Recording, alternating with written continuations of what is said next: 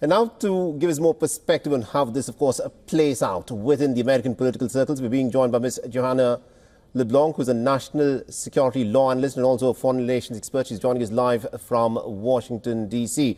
Now, Ms. LeBlanc, this is a case that's going to be quoted anytime anyone speaks about, President-elect Donald Trump. This will go down in American history as an unprecedented case where the United States of America effectively now has a convicted felon who will be walking into the White House as the President of the United States of America in a few days' time.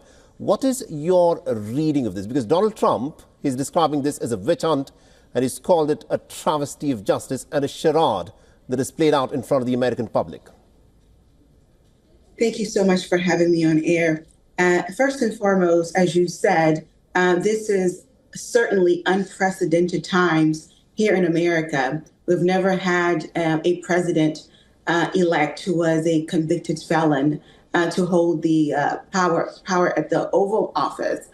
So I think that ultimately this decision to sentence Mr. Trump, which was very important to the judge, in a sense, to make sure that he sends a message to the American people that no one is above the law, right? But also to New York has a statute that essentially says even when someone has been convicted of a crime, unless you are sentenced, you're not a convicted felon.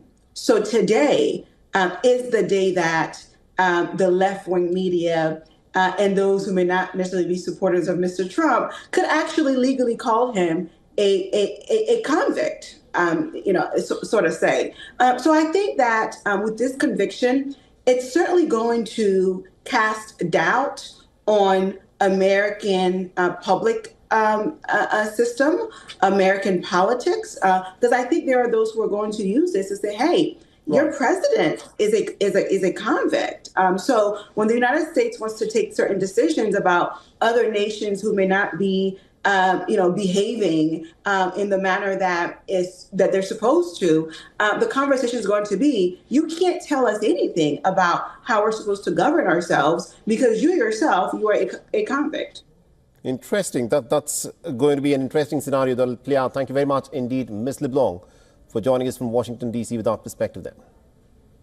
Thank you for having me. For all the latest news, download the WION app and subscribe to our YouTube channel.